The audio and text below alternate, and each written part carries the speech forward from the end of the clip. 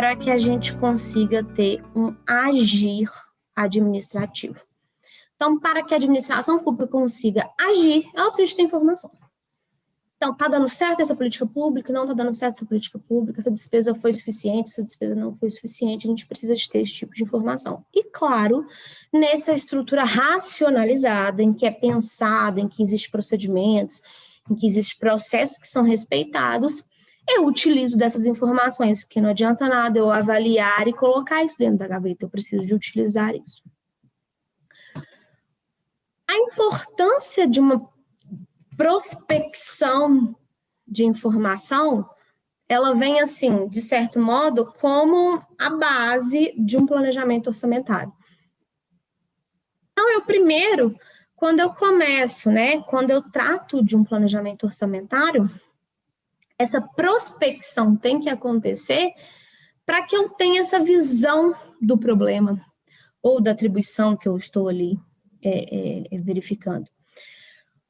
Quando eu pego este problema e eu avanço ele, e eu faço essa prospecção desse problema, então como que vai ser se agir dessa forma? O que nos espera?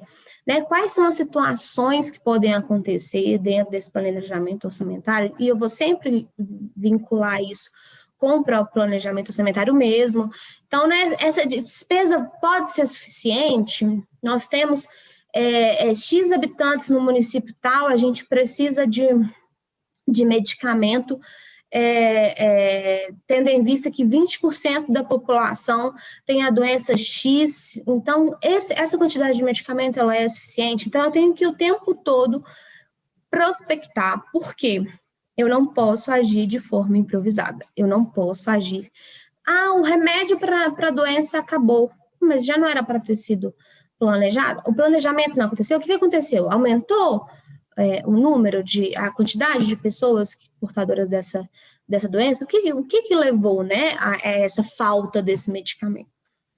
Eu preciso de municiar um agente público, preciso municiar o gestor público com dados. Eu preciso de apresentar esses dados para que as legislações orçamentárias sejam feitas. Eu preciso de pesquisar, eu coloquei ele para vocês, de destrinchar todos os ângulos, para que eu consiga fazer, com que essa visão global seja o mais próximo da realidade possível.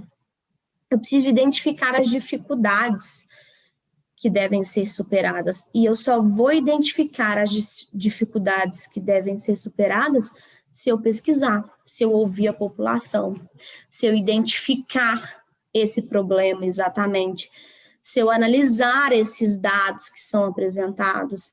Então, um atributo ele acaba puxando o outro para que a gente consiga entender que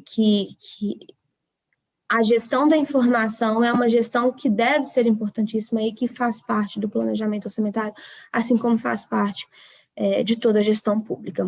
E eu preciso de coletar opiniões. Eu vou destacar isso aqui com vocês, eu vou destacar essas opiniões aqui com vocês, porque eu quero destacar o que a gente chama de sabedoria popular.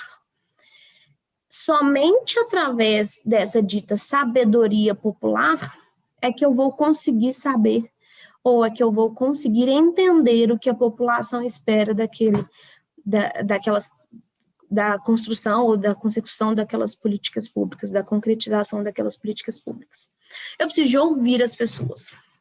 Eu preciso de ouvir as pessoas independentemente do grau de instrução delas, eu preciso de ouvir as pessoas independentemente de qual que era a função delas, a profissão delas, o local delas. Se são pessoas afetadas por determinada política pública, eu preciso de ouvir ela para que eu consiga fazer esse planejamento orçamentário. Quando eu identifico esses saberes populares, quando eu consigo ouvir essas pessoas, eu chego no que a gente chama de uma ponderação que é razoável. Fulano de tal quer uma verba investida para a construção de posto de saúde. Não, mas para fulano de tal da própria região, ele não quer ele entende que não precisa de mais um posto de saúde, mas precisa sim de melhorar o posto de saúde do bairro vizinho, porque ele já nos atende muito bem. Então, quando eu tenho essas opiniões contrárias e quando eu consigo coletar essas opiniões, aí sim eu consigo chegar numa ponderação, que é chamada de ponderação razoável. Coloquei aqui para vocês duas citações, professor Regis também, no seguinte sentido. Como que, quando essa virtude, né, quando eu cuido dessa virtude cívica, que é de ouvir as pessoas, sem saber se de fato elas podem contribuir ou não, como que isso colabora para essa noção de planejamento? Então, eu coloquei, quando se cuida de virtude cívica, isso é, de decidir o futuro do que estão preocupados com a vida em sociedade, isso aqui é muito importante. Essas pessoas estão preocupadas com a vida em sociedade. Não importa o local que elas moram, não importa o local que elas ocupam na sociedade, esse local deve ter uma importância, tá? Cada um, por menor que seja a sua escala social, por mais ínfimo conhecimento que possa ter, por leituras e estudos, tem a expertise do relacionamento humano. A gente precisa começar a tratar das situações dentro da administração pública como situações humanas. Nós estamos tratando relacionamentos que são humanos, nós estamos tratando situações que estão lidando com pessoas.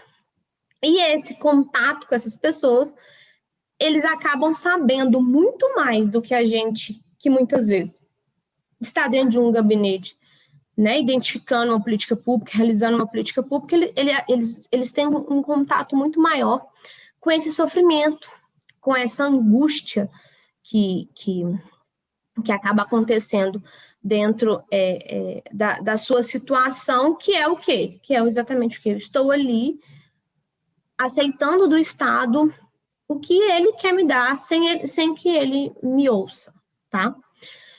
Quando eu consigo identificar esses sofrimentos, essas angústias, e eu consigo entender que essas relações são humanas, eu consigo planejar.